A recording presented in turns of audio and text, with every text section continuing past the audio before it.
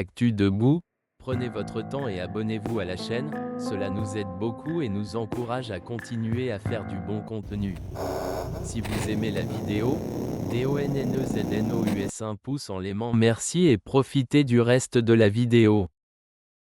Pat, bonjour. Pat, il ne faut pas me provoquer. Nous sommes au 29 décembre 2024. Il ne faut pas me provoquer. Dans 48 heures là, 2024, avec sa cruauté, du côté du Togo, aura été enterré. Donc il ne faut pas me provoquer. Je n'ose pas croire que ton cognac d'hier là est en train de faire les effets sur ta moelle épinière. C'est fort qui a mangé la tête de la panthère et qui mange encore la tête de la panthère. Et toi, tu me demandes les dents de cette panthère. C'est le Bassari que je suis qui doit te faire le bilan du cabiai que lui, il est.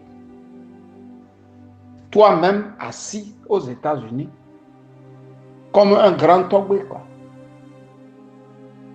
Tu vois, non? Comment tu es? Mais ton âge me permet de te respecter et de te faire ce bilan à contre-cœur.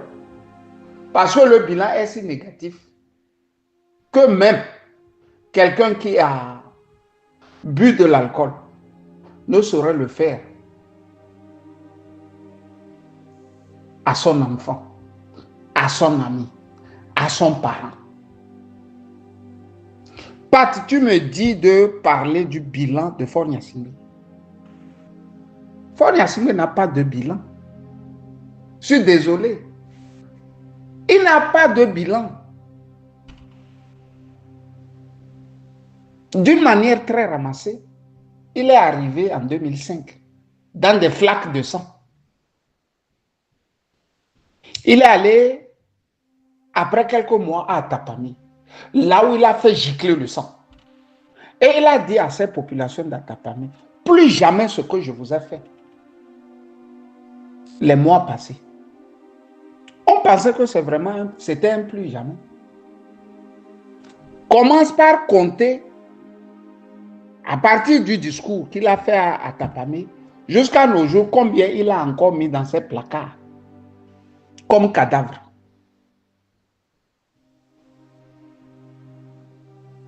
Tu vois?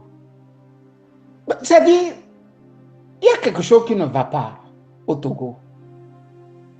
Je sais que la France est vent debout, nous humilie, nous livre à une famille, à un petit clan. Ça, nous le savons. Mais ce que je ne sais pas, je ne peux pas comprendre, est ce silence de la majorité. Là, je ne peux plus comprendre. C'est-à-dire, la France a aidé l'enfant de Sabine et d'Étienne Gnassingbé Toukourkwe. Vous savez très bien que le nom Toukourkwe, c'est le nom qu'il a remis à l'autorité française lors de la coloniale, non? Comme pour vous dire qu'au fait, le vrai nom là, si on reprend le livre de Maître Jean Yanvi Degli, d'Gnassingbé, eh bien Toukourkwe. Faure devrait s'appeler Faure Gnassingbé Toukourkwe. Mais quand cela ne tienne, les noms ne nous intéressent pas, pourvu que ces noms soient des noms authentiques. Tu m'as dit de te parler du bilan. Faure Gnassingbé est arrivé dans des flaques de sang. Il a dit qu'il va faire un mandat pour mettre tout en ordre. Les Togolais ont dit OK. Son père est Kabié. Sa mère est de Palimé. Il fait la jonction entre les peuples du Togo. Parce qu'au Togo, il n'y a pas l'Est et l'Ouest. Moi, par exemple, je suis de Bassar. Je suis à l'ouest du Togo. L'homme de Tchamba est à l'est du Togo. Ils ont tout fait, le colon a tout fait, de prendre les gens à partir de Blika jusqu'à Saint-Cassé et de les mettre dans un tout homogène. C'est ce que vous appelez le Nord Togo. Tous les pays respectent les 4 points cardinaux, sauf le Togo. Le Nord et le Sud. Il n'y a pas d'Ouest, il n'y a pas d'Est. Donc, c'est ce qu'on nous a dit. Par le passé, nous étions les tout premiers à s'être levés, à dire non, c'est pas normal.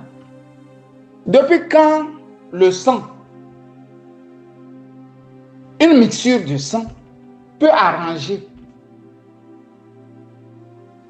un soir, disons le tribalisme. Ça n'a rien à voir. Un cabiai de pur sang peut mettre fin au tribalisme. Comme un bassard de pur sang, père bassard, mère bassard. Comme un homme d'Anéo de pur sang, mère Mina, père Mina. Comme un Nadia peut mettre fin au tribalisme, pourvu qu'il y ait la volonté. Mais on nous a ressassé de ce truc. Ils sont même allés prendre une vieille phrase de Valéry Giscard d'Estaing ou de Pompidou, je ne me rappelle plus, qui disait lui c'est lui, moi c'est moi. Et on lui a prêté ça. Il faut dire ça. Il faut dire que Gnassingbé c'est toi et toi, Faure Gnassingbé, c'est toi. Il est venu. Lui c'est lui, moi c'est moi. Il est passé à autre chose.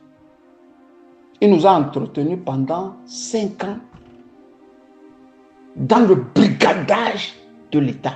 Puisqu'il a investi pour arriver au pouvoir. Il fallait retrouver les milliards investis.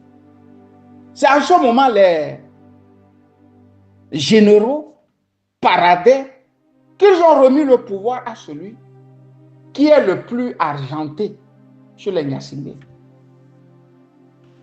Feu Séhime même, lui le disait même à tout haut. L'enfant a l'idée et l'argent beaucoup. Il a beaucoup d'argent, l'enfant là. Il le disait à qui venait le voir. L'enfant là, il a l'argent.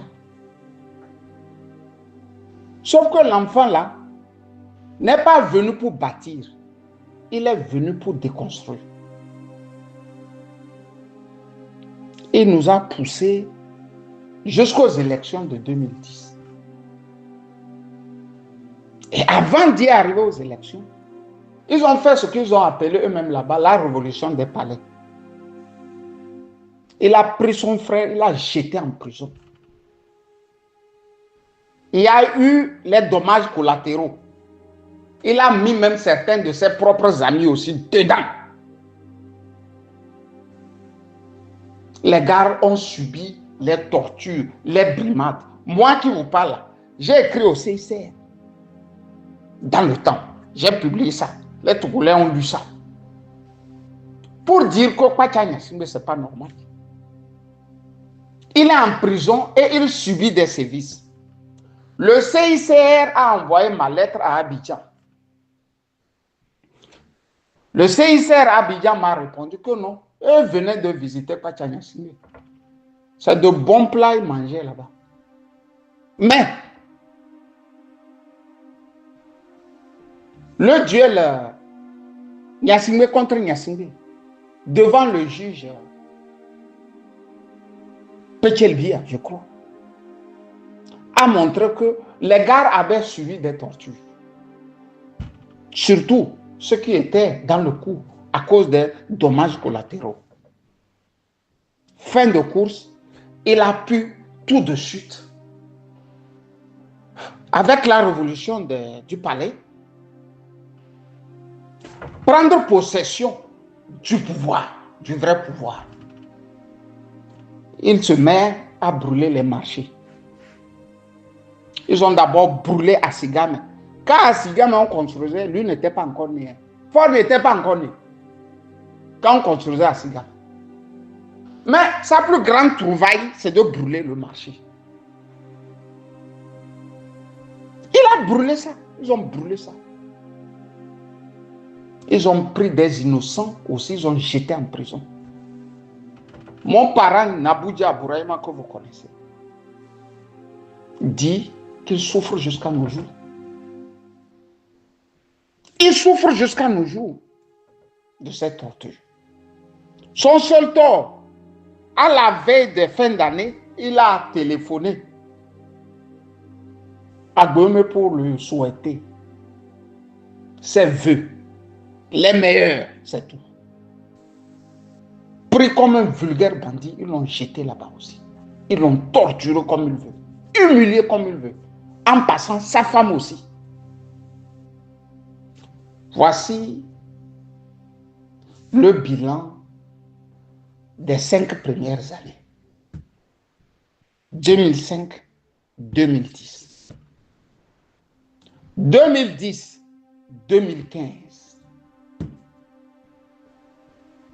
Il est revenu à la rescousse. Et il nous a dit non, ce n'est plus un seul mandat lui veut faire. Il va faire 2 mandats pour terminer ce qu'il veut terminer. C'est le moment où on a lâché Gilbert Bawara qui insultait par radio interposée les opposants. Il les insultait même de voyous, de bandits. Moi qui vous parle encore. Devant témoin, j'étais à Paris, je lui ai appelé. Je lui ai posé la question, Gilbert, aujourd'hui toi tu es au pouvoir. Demain si tu es dans l'opposition, on t'insultait comme tu insultes les autres là. Comment tu vas te sentir? En passant, il a insulté jusqu'à Gilles-Christ Olympio. La fin va nous démontrer que Gilles-Christ Olympio n'était qu'un pion du pouvoir. Fin de course, lui aussi, il est allé s'asseoir avec l'enfant du dictateur qui, on nous a dit, aurait tué son père à lui, c'est-à-dire Sylvanus Olympio. Et ensemble, ils mangent. Ça, c'est 2010-2015. En 2015, il nous sort une botte. Vous voyez? Pour que ça puisse bien marcher là, il faut que quelqu'un fasse 3 mandats. Je prends à témoin le confrère la Deutsche Welle, la radio d'État allemande, la Deutsche Welle. Un journaliste de la Deutsche Welle lui pose la question et il dit non. Il faut absolument qu'il y ait alternance. Il faut qu'il y ait alternance. S'il n'y a pas l'alternance, ce n'est pas bien pour un pays. Mais il faut 3 fois, 3 mandats. Déjà, le Kabila était en train de mélanger les autres peuples du Togo. C'est en ce moment, Jean-Pierre Fabre devient pratiquement un ami d'Alassane Ouattara. Parce que quand il y a quelque chose, il dépose son baluchon à Abidjan. S'il s'en va pour chercher l'argent, s'il s'en va pour chercher le pouvoir, s'il s'en va pour chercher le bonheur des Togolais, il y a Allah. C'est Allah seul qui le sait. Tout ce que nous on sait, que ça ne nous a rien rapporté. Et avant d'y aller, il nous a promis que lui, il allait remettre aux Français leur passeport. Fabre Jean-Pierre apparemment a oublié qu'il nous avait promis. Il n'a pas remis son passeport. Il nous a roulé. Et il est revenu s'asseoir. Mais ce qui est beau dans tout ça est qu'une fois qu'il a fait le constat que non, il ne sait pas battre le Kabila, lui-même il a appelé son parti. Ils ont fait un petit meeting. Et lui-même, il a dit, vous savez, j'ai tout essayé. J'ai tout fait. Je vous remets maintenant le parti. Je ne sais pas si c'était empiffré d'alcool, de Sorabier consort. Ce que moi j'ai entendu aussi facilement et compris aussi facilement, Tous n'ont pas compris que Jean-Pierre Fabre leur disait, mais cherchez quelqu'un pour me remplacer. Ils ont dansé à Pessé, ils se sont déhanchés proprement, ils sont rentrés à la maison. Jean-Pierre Fabre, lui, a déposé son baluchon à Paris. C'était sans compter sur le thème Tipeee. Tipeee va lancer la révolution. Jean-Pierre Fabre va revenir et mélanger tout le monde. Mélanger tout le monde. C'est comme ça qu'ils vont traîner les choses jusqu'à 2020. 2020, ils vont trouver la parade parce que 2020, c'était, les Allemands disent, du Kronung. C'était le sommet, quoi. Le summum, pardon, du Kronung. C'était le summum. Ils vont cracher les imbécilités. Ils vont donner des scores de 101%. Avant de rectifier. Ils vont redescendre à les choses les plus viles, quoi. Ils vont aller au 21e siècle, traumatiser son concurrent immédiat. Comme si cela ne suffisait pas après la prise du pouvoir. Ils vont même violer sa fille. Comme pour vous dire, le viol même est une arme politique au Togo. Pat, je suis en train de te faire le bilan de Faure Gnassingbé. Et j'espère bien que le cognac d'hier là n'a pas pris possession de ta moelle épinière. Je dis, le viol là, violer, est une arme politique au Togo. Si tu ne sais plus contenir ton opposant, tu violes sa fille. Tu violes ses enfants. Tu violes sa femme. Tu le tortures. Voilà le bilan de Faure Gnassingbé. Et pour mettre un peu de vernis à ce bilan, il a égorgé un officier au sein du camp, le camp le plus militarisé. Pat, voilà le bilan de 20 ans de pouvoir. Les crimes économiques, là, je te laisse ça. Parce que ça les appartient. Et je t'ai dit une fois ce que Feu Agbeome Kodjo m'a dit. Il m'a dit, cher Ali, le Kaby a quelque chose de surréaliste. Si tu vas dans une société d'État et la structure est gérée par un Kaby, pour savoir si la société d'État génère des millions, des milliards, tu n'as pas besoin d'aller voir le cahier de compte.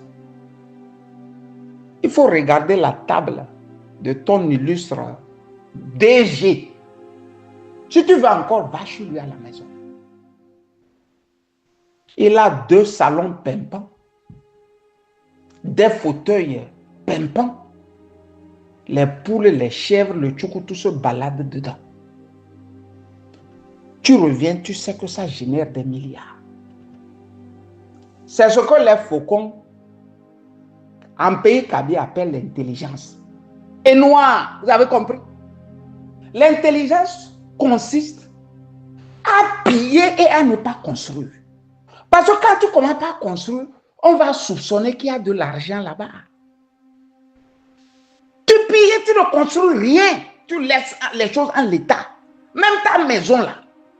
Ta maison, quand on visite ça, c'est façon.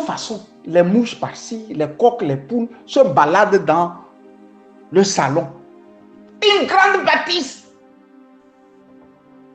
C'est ça qu'on appelle l'intelligence du faucon Kaby.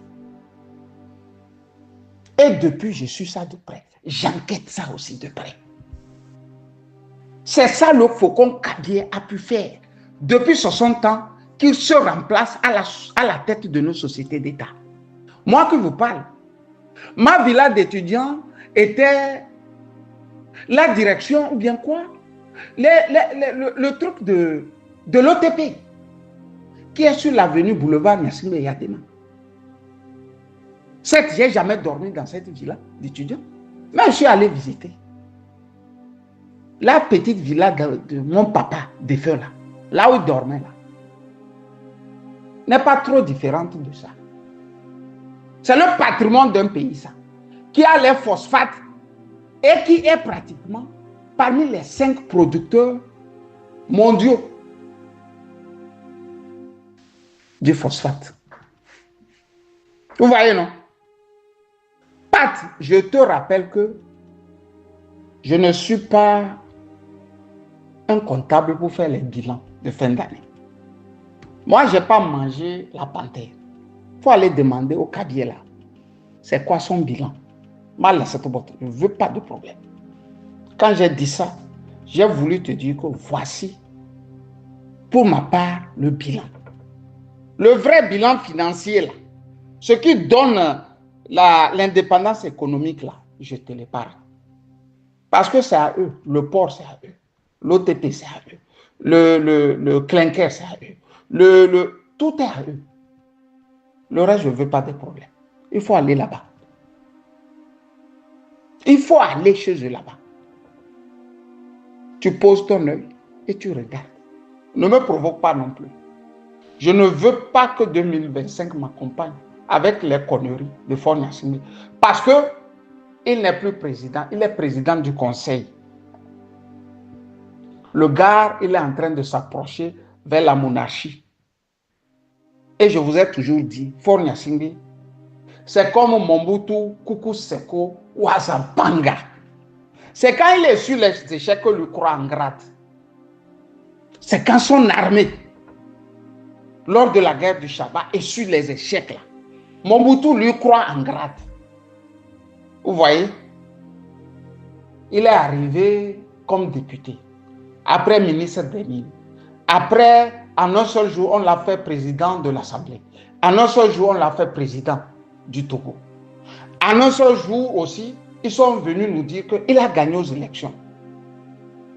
On a fait de lui un président. Il a continué. Il a gravi les échelons. Il a gravi les grades. Maintenant, il est président du conseil. Et bientôt, roi du Togo. Est-ce qu'on demande plus si on est né avec une cuillère d'or dans la bouche? On ne demande pas plus. Avec des boys, des femmes, des officiers, qu'il prend à sa guise pour tripoter. Comme il veut, quand il veut et où il veut. Camus Sali. Bon week-end à toutes et à tous.